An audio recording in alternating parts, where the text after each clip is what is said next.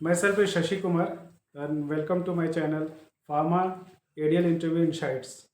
यहाँ पे हम आप सबको ये जान बताएंगे कि आपको इंटरव्यू के दौरान कौन कौन से क्वेश्चंस किए जाते हैं जो कि फार्मा से रिलेटेड है। आप किसी भी इंटरव्यू में जाते हैं या वो एनालिटिकल डेवलपमेंट के लिए हो या क्वालिटी कंट्रोल के लिए, कुछ क्वेश्चंस ऐसे होते हैं जो दोनों के लिए कॉमन होते हैं, लेकिन जो स्पेशली मैं फोकस करूंगा कि जो एडीएल के इंटरव्यूज़ है वो आपको क्लियर किस तरह से किए जा सकते हैं। आपको ऐसे तो अपने फार्मेसी में बी फार्म हो या एम फार्म हो, आपने काफ़ी कुछ पढ़ा होगा, लेकिन कुछ स्पेसिफिक क्वेश्चंस होते हैं एक्सपीरियंस के हिसाब से कि जो फार्मा एम्प्लॉयज़ को पूछे जाते हैं। उनमें से एक क्वेश्चंस के बारे में मैं बताऊंगा कि अक्सर बीसीएस क्लासिफिकेशंस के बारे में पूछा जाता है और इसके वेवर के बारे में मैं आपको बताऊंगा बीसीएस क्लासिफिकेशन क्या होता है और ये वेवर्स फॉर बीई कहाँ कहाँ अप्लीकेबल होते हैं। ठीक है, BCS classification and its waiver. Okay, तो बीसीएस क्लासिफिकेशन जो होते हैं वो 4 प्रकार के होते हैं। फर्स्ट जो होते हैं आपको मैं बताऊंगा कि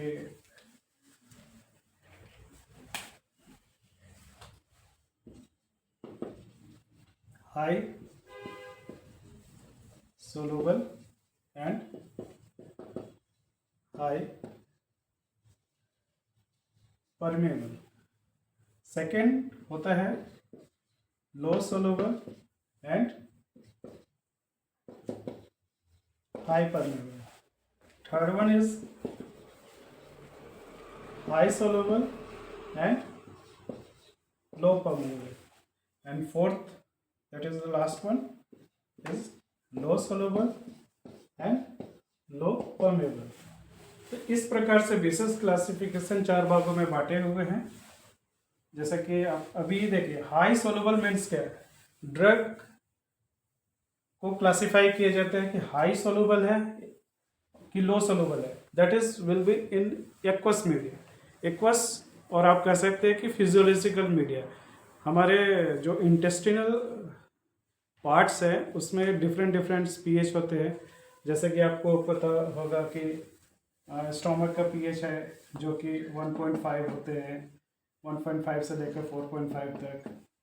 फिर इंटेस्टिनल का पीएच जो भी है, तो through out the aqueous solubility depends पे होता है कि ड्रग्स कहाँ कहाँ सॉल्युबल है। ठीक है, तो जो हाई सॉल्युबल है वो उस और हाई परमेबल मीन्स टैबलेट्स और कैप्सूल्स ये जो ड्रग है वो क्लासिफिकेशन जो था हाई सोलुबल हाई परमेबल। तो जैसा कि मैंने बताया कि गैस्ट्रो इंटेस्टिनल पार्ट्स होते हैं और जो कि जीआई ट्रैक्ट के नाम से जाना जाता है। तो इसमें डिफरेंट पीएच होते हैं। तो कुछ ड्रग्स जो होते हैं ये through out all physiological media पे सोलुबल होते हैं। तो और high permeables means GI tract में ये वेल एब्जॉर्ब हो जाते हैं। तो first classification is high soluble जो कि वेल डिसइंटीग्रेट हो जाएगा प्रॉपर तरीके से और वेल एब्जॉर्ब हो जाएगा। Second classification is low soluble high permeables means इसका जो एब्जॉर्प्शन रहेगा वो हाई रहेगा, लेकिन जो सॉल्युबिलिटी रहेगी वो लो रहेगी। Third is high soluble and low permeable and fourth one is low soluble and low permeable। तो जैसा कि हम बायो वेवर की बात कर रहे थे और इसको कोरिलेट कर रहे थे, तो यहाँ पे जो हाई परमेबिलिटी है, ओके, तो ये क्लास 1 ड्रग में हो गई, हाई परमेबल हो गया, और यहाँ पे भी हाई परमेबल हो गया। तो यानी ये जो ड्रग्स है वेल ऑब्जॉर्ब हो जाते हैं, लेकिन यहाँ पे क्लास 3 एंड 4 में ये वेल ऑब्जॉर्ब नहीं हो पाते बॉडी में। तो लेकिन अभी जब जैसे बात करें तो वेवर्स के केस में क्लास 1 एंड क्लास 3 मीन्स आपका जो कुछ भी हो, क्लास 1 एंड 3 में हाई सोलूबल हो गए दोनों ड्रग, तो इस क्लास 1 एंड 3 में क्योंकि ये डिजोल्व क्विकली हो गए ड्रग्स, तो बॉडी में थ्रू आउट डिस्ट्रीब्यूट हो जाएंगे, भले ही वो एब्जॉर्ब हो ना हो। लेकिन अभी वेवर किसके केस में किया जाता है कि जैसे कोई जेनरिक मार्केट में प्रोडक्ट्स है, इनोवेटर कंपनी है, और मैंने कोई इन हाउस डेवलपमेंट किया, तो मैं क्या करूँगा कि जेनरिक ड्रग को डेवलपमेंट के लिए मैं इनोवेटर प्रोडक्ट लेकर आऊँगा और उससे मैं कंपेयर करूँगा किसके लिए कि डिसोल्यूशन रिलीज कैसा है, जो हम इन विट्रो स्टडीज में देखते हैं। तो जब ये क्लास 1 एंड 3 के जो ड्रग्स होते हैं वो इजीली सोलूबल हो गए, ओके, तो इजीली सोलूबल हो गए, तो इसके केस में जैसे ही वो डिजोल्व हो गया, यानी वो जो इनोवेटर टैबलेट्स है और अपना इनहाउस टैबलेट्स है, दोनों एक जैसे ही बिहेव करेंगे। तो इस केस में बायो इक्विवेलेंस की ज़रूरत नहीं होती है। आप कोई भी गाइडलाइंस देख लीजिए, FDA की हो, EMA की हो, एनविसा हो, तो क्लास 1 एंड 3 केस में हम BE स्टडीज़ वेवर ले सकते हैं। लेकिन क्लास 2 एंड क्लास 4 के केस में मैं वेवर नहीं ले सकता, क्योंकि यहाँ पे डिजोल्व ही नहीं हो रहे हैं ड्रग्स। तो जो आपका फॉर्मुलेशन का मैट्रिक्स है वो उस पर डिपेंड करता है। उसके जैसे आप Q1 Q2 नाम सुना होगा, अगर Q1 Q2 सेम है तो हो सकता है पॉसिबिलिटीज़ है कि हमारी जो परमेबिलिटी जो है, जो डिपेंड होती है, वो एक जैसा हो। लेकिन जब हमारा फॉर्मुलेशन डेवलप किया हुआ है, ठीक है, जैसा कि हमने बताया कि क्लास 1 एंड 3 में बायो वेवर ले सकते हैं, लेकिन इसमें भी आप क्राइटेरिया होते हैं कि यहाँ पे आपकी मोर देन 85% रिलीज जो है वो विद इन 30 मिनट्स में आ जानी चाहिए।